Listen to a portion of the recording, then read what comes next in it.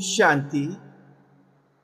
मेरे प्यारे आत्मिक भाइयों एवं बहनों, आप सभी का आज के इस विशेष आध्यात्मिक सत्र में हृदय से स्वागत है, अभिनंदन है।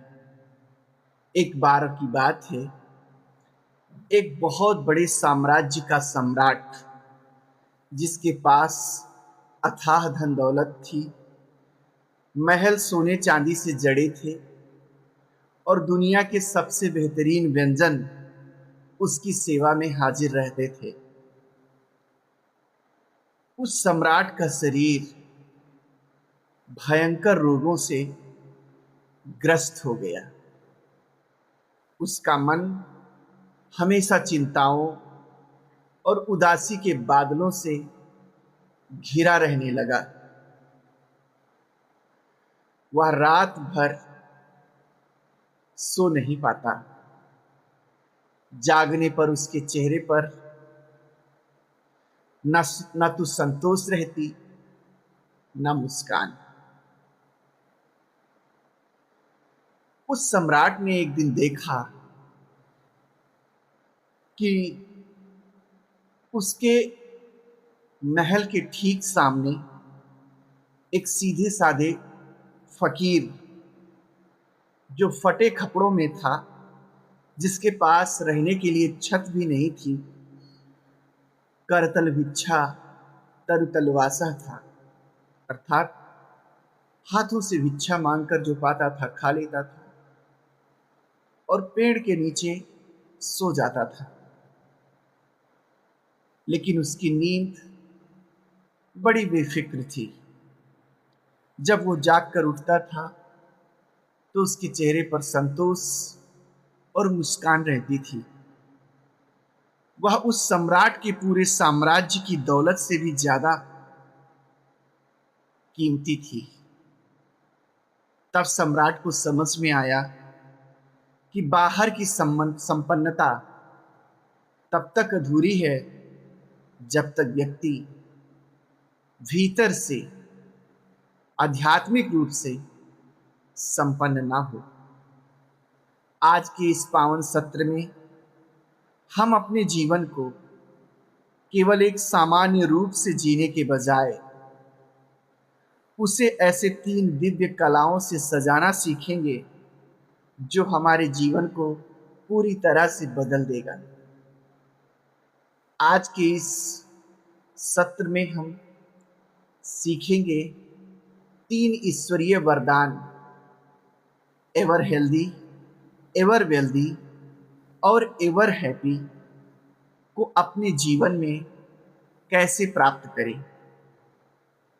इस अद्भुत रहस्य की गहराई को समझने के लिए आज हम आधार लेंगे 27 जनवरी 1976 की मधुबन की पावन धरा पर अव्यक्त बाप दादा द्वारा उच्चारे गए महावाक्यों का, जिनका दिव्य शीर्षक है 3 श्रेष्ठ ईश्वरीय वरदान।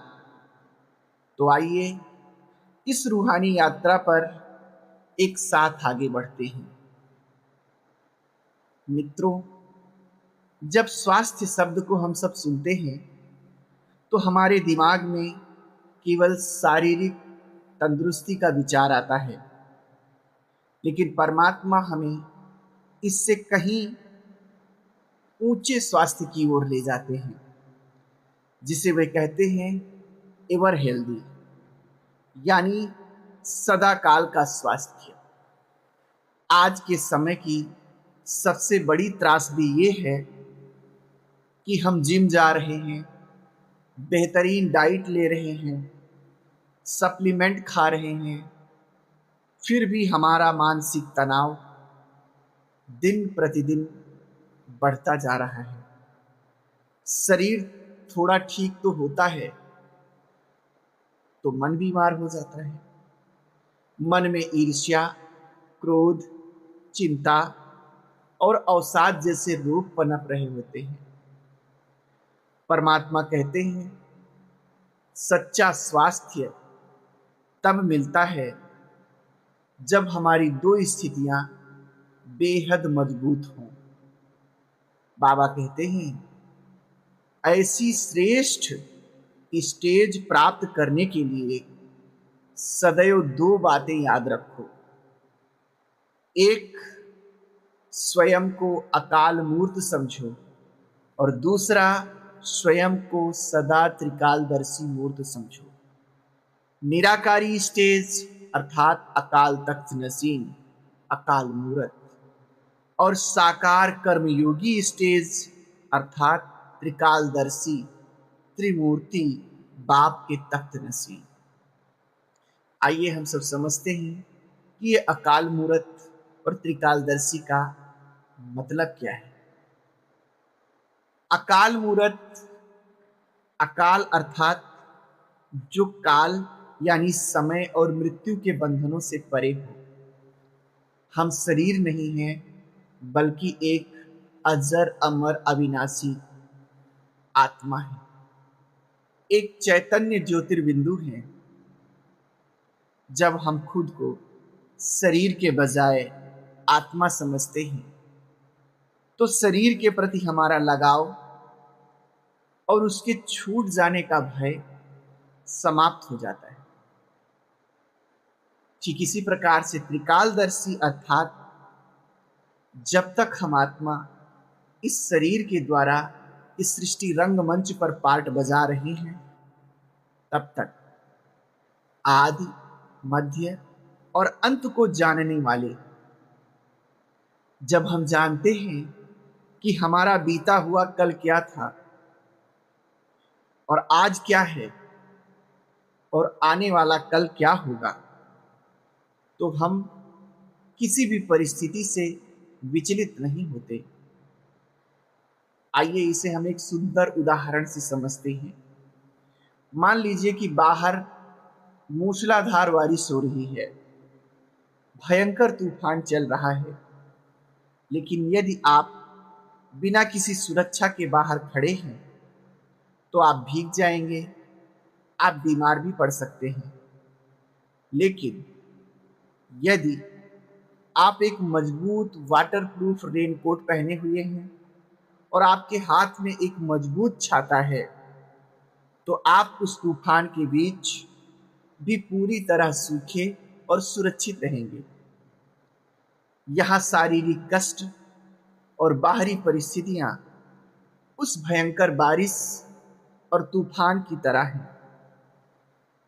अकाल मूर्त और त्रिकालदर्शी स्मृति हमारी रेनकोट और मजबूत छाती की तरह है, जो हमें हर परिस्थिति से बचा लेती है, सुरक्षित रखती है। जब हम इस आत्मिक स्मृति में स्थित होकर कर्म करते हैं, तो हमें कर्मयोगी कहा जाता है। परमात्मा बहुत ही सुंदर बात कहते हैं कि यदि हमारी आत्मिक स्टेज मजबूत है, तो शरीर का कर्म भोग कितना भी बड़ा क्यों ना हो, वह सूली से कांटा बन जाता है। जरा सोचिए, हमारे पिछले जन्मों के कुछ ऐसे कर्म होते हैं जो बीमारियों या कष्ट के रूप में हमारे सामने आते हैं। साधारण मनुष्य इन बीमारियों और कष्टों को देखकर रोता है, तड़पता है और अपनी बीमारी को याद कर करके उसे और बड़ा बना देता है। लेकिन एक आध्यात्मिक पुरुषार्थी स्वयं को साक्षी समझता है। वो देखता है कि ये शरीर बीमार है, मैं आत्मा अजर अमर अविनाशी हूं, मैं आत्मा बीमार नहीं हूं। और वो यह भी सोचता है कि ये जो बीमारी, ये जो कष्ट आए हुए हैं, ये मेरे पूर्व कर्मों के परिणाम हैं, उनका हिसाब किताब है। जब ये हिसाब किताब चुकतू हो जाएगा, तो हमारा शरीर भी स्वस्थ हो जाएगा, हमारी बीमारी भी चली जाएगी। मुरली का एक अद्भुत महावाक्य हमेशा के लिए हम सबको याद रहना चाहिए।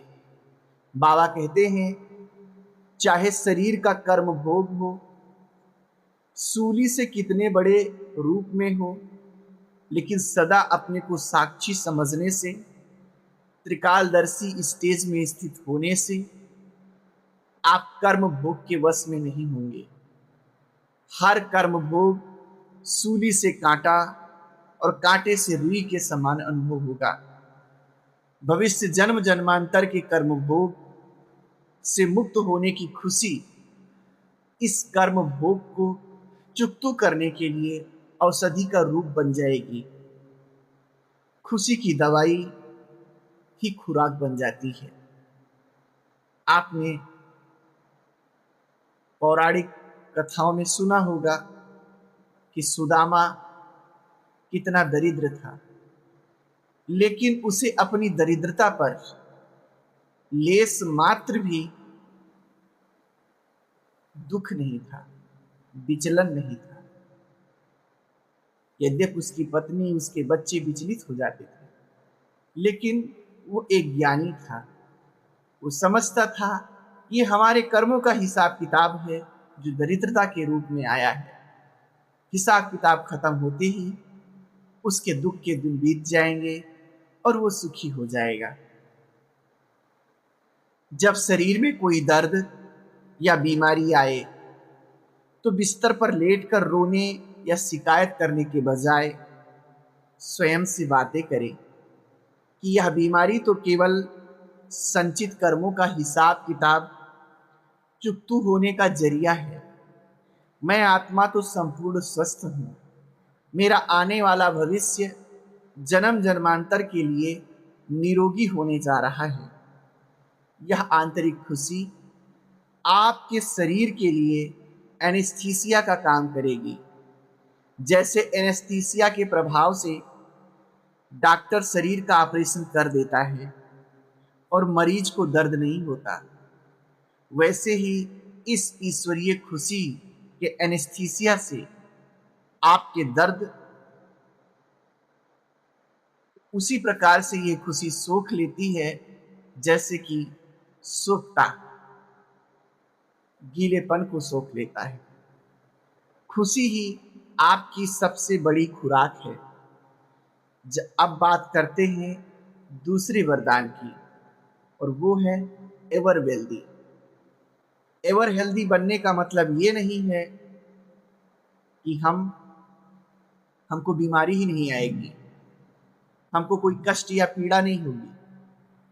एवर हेल्दी बनने का तात्पर्य यह है कि शरीर की बीमारियां कर्म भोग के हिसाब से आएंगी और जाएंगी भी, लेकिन हम मानसिक रूप से दुखी नहीं होंगे, मानसिक रूप से पीड़ित नहीं होंगे। ठीक इसी प्रकार से आज की दुनिया में अमीर किसे माना जाता है? जिसके बैंक बैलेंस में करोड़ों रुपए हों, बड़ी बड़ी गाड़ियां हों। लेकिन क्या आपने कभी ऐसे लोगों को देखा है जो रात को नींद की गोली खाकर सोते हैं, जिनके मन में थोड़ा सा नुकसान होने पर आत्महत्या के विचार आने लगते हैं, जिन्हें हमेशा डर लगा रहता है कि कोई उनका धन छीन न ले? ये कैसी अमीरी है जो अपने साथ बहुत सा डर, अशांति और असुरक्षा लेकर आती है। परमात्मा हमें सच्चे धन से परिचित कराते हैं। सच्चा धन कागज के नोट नहीं है या सोने के सिक्के नहीं है।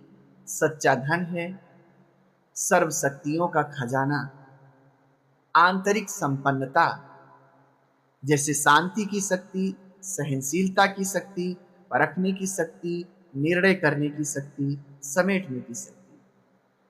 मुरली में बाप दादा कहते हैं, बाप द्वारा एवर वेल्दी अर्थात सर्व शक्तियों के खजानों से संपन्नता का वरदान प्राप्त किया है।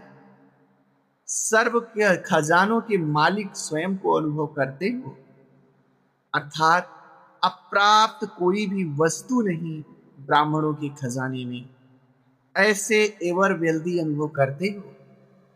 कल्पना कीजिए कि एक व्यक्ति के पास सोने की असीमित और जादुई खान है, लेकिन वह इस बात से पूरी तरह अनजान है कि उसके पास कोई खान है। फटे पुराने कपड़े पहनकर सड़क पर वो एक एक रुपए की भीख मांग रहा है। आप उसे गरीब कहेंगे या नासमझ कहेंगे?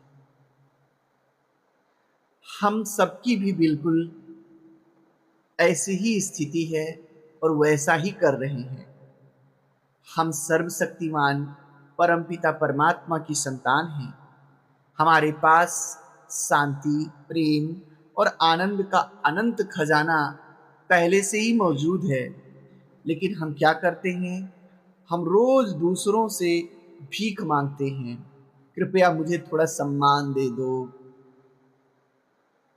मुझे थोड़ा प्यार दे दो, मेरी तारीफ कर दो, मेरे से थोड़ा मीठा बोल दो। ये मानसिक याचना ही हमारी मानसिक आध्यात्मिक गरीबी का परिचायक है।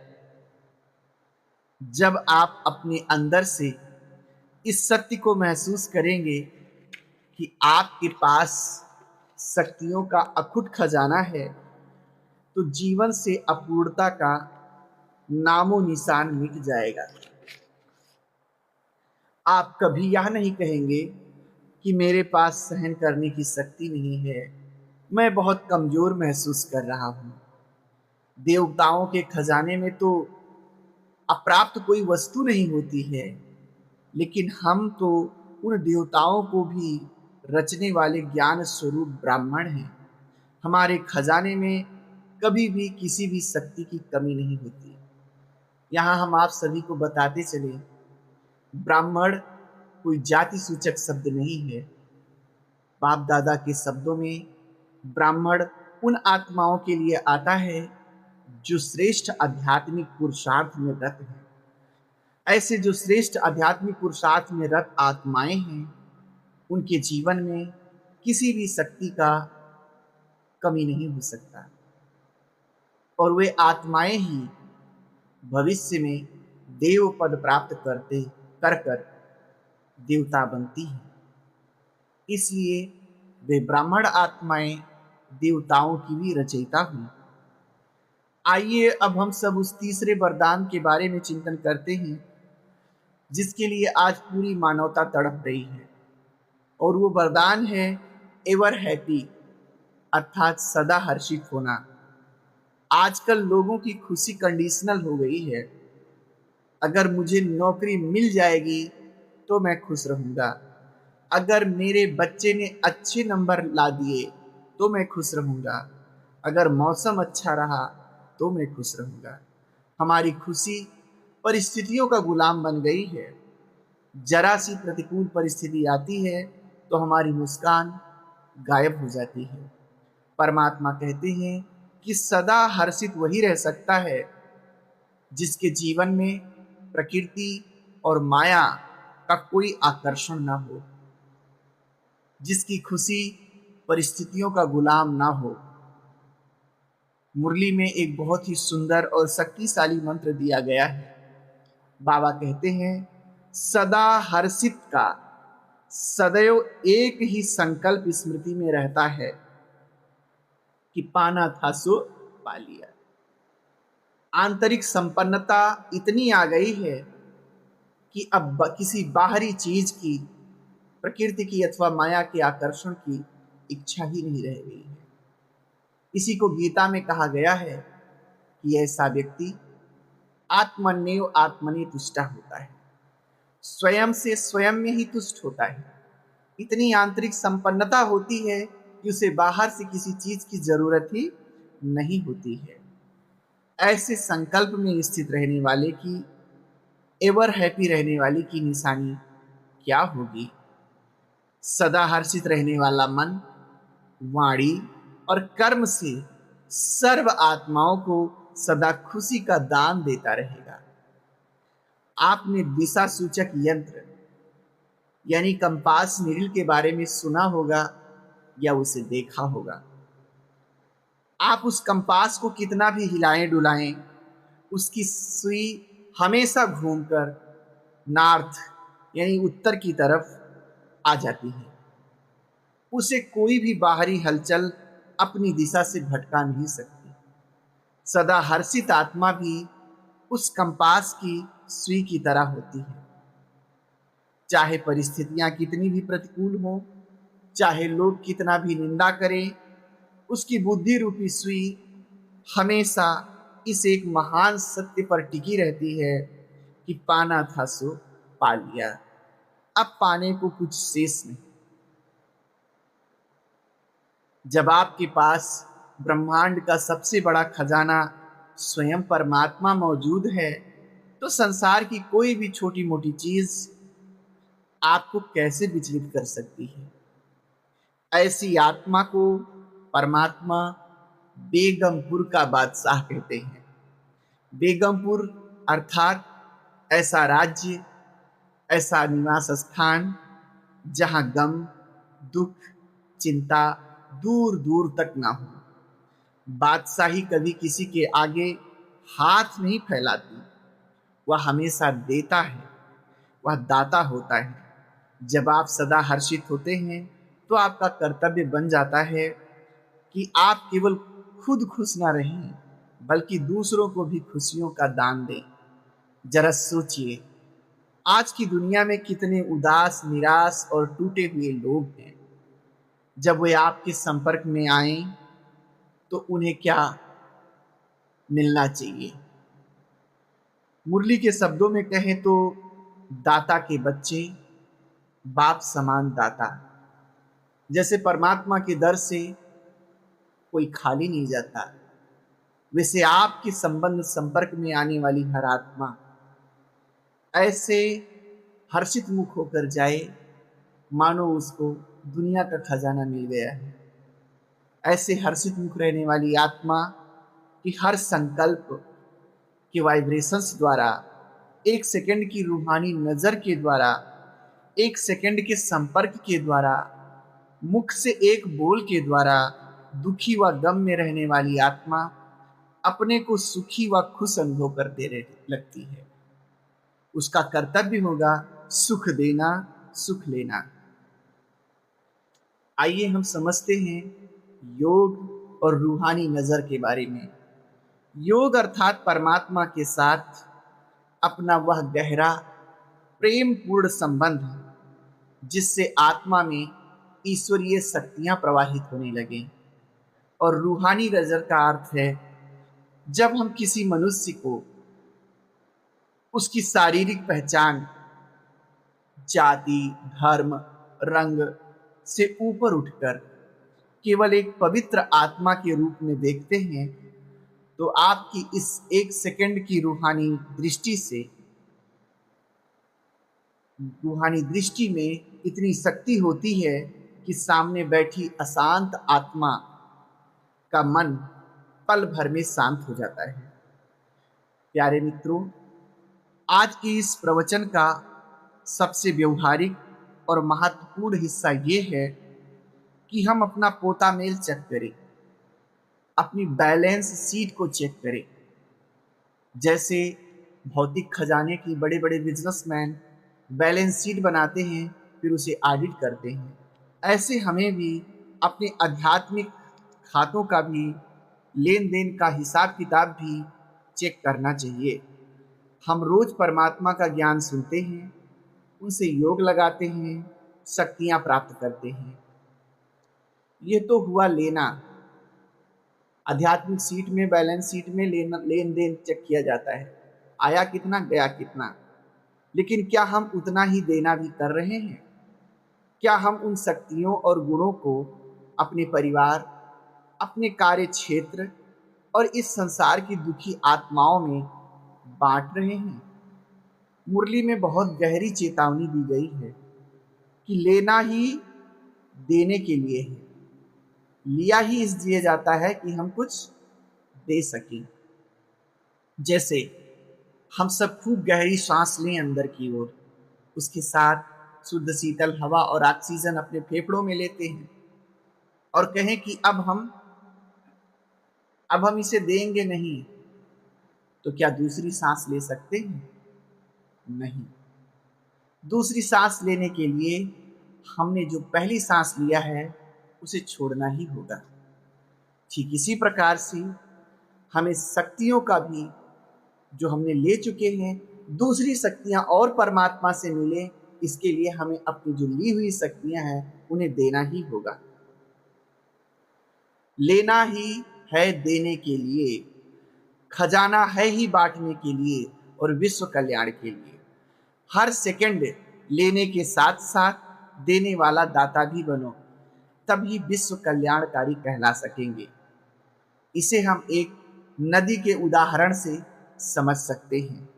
एक नदी पहाड़ों की ऊंची शिखरों से शुद्ध जल प्राप्त करती है, लेकिन वह उस जल को अपने पास नहीं रखती।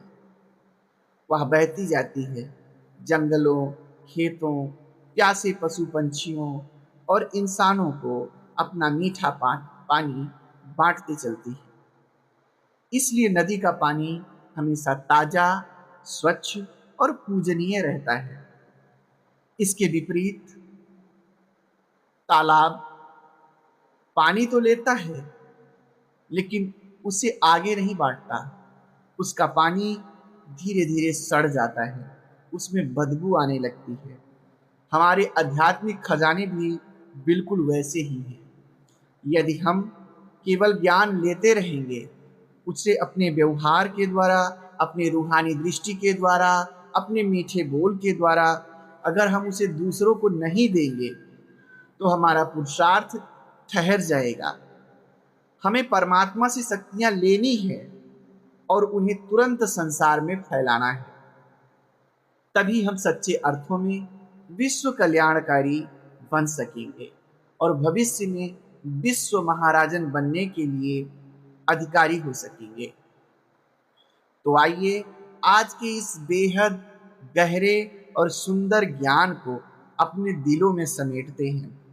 आज हमने सीखा कि सच्चा स्वास्थ्य शरीर के रोगों से नहीं, बल्कि आत्मा के साक्षीपन और अकाल मूर्त स्थिति में टिकने से प्राप्त होता है। सच्ची संपन्नता बाहरी धन से नहीं, बल्कि सर्व शक्तियों के अविनाशी ईश्वरीय खजानों से आती है। और सच्ची खुशी किसी परिस्थिति का गुलाम नहीं होती, वह तो इस अटल निश्चय में छिपी होती है कि पाना था सो पा लिया, शेष क्या बाकी रहा। मेरे प्रिय आत्मिक बंधुओं, अब समय आ गया है कि हम केवल सुनने वाले श्रोता न रहें, बल्कि जीवन को बदलने वाले स्वरूप बने। आज जब आप इस सत्र को समाप्त करके अपने व्यवहारिक जीवन में लौटे, तो अपने अंदर एक छोटा सा बदलाव लाएं। आज जब भी आप किसी एक व्यक्ति से मिले जो परेशान हो, चिड़चिड़ा हो या दुखी हो, चाहे वो आपके घर का सदस्य हो, ऑफिस का सहकर्मी हो या कोई राह चलता हुआ अजनबी हो, तो उसे क्रोध या चिड़चिड़ाहट के बदले अपनी एक सेकंड की रूहानी दृष्टि और एक मीठा तसल्ली भरा शब्द दें। उसे महसूस होने दें कि आपके पास जो ईश्वरीय खजाना है, उसका कुछ हिस्सा आप उसे भी सौंप रहे हैं। याद रखिए, आप कोई साधारण मनुष्य नहीं हैं। आप उस बेहद के मालिक, उस वरदाता बाप के बच्चे हैं, जो सदा हेल्दी, वेल्दी और हैप्पी रहने के वरदान से आपको सजाए हुए हैं। अपने इस स्वमान को जागृत कीजिए, दाता बनिए और सारे विश्व की आत्माओं को सुख शांति के वाइब्रेशन से सराबोर कर दीजिए। आप सभी सदा खुश रहें, प्रसन्न रहें, खुश रहें, खुशियां बांटते रहें। इन्हीं शुभ भावनाओं, शुभकामनाओं के साथ आप सभी को बहुत बहुत धन्यवाद एवं ओम शांति।